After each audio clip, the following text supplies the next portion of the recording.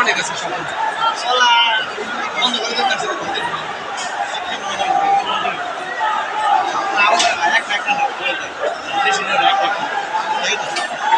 একটা কলইলে তো বলে 500 কেজি নাই 500 কেজি কি করব একটা তার নগদে ছড়িয়ে আনবো তার ছড়িয়ে গুদাউনে দিয়ে আনবো সম্ভব না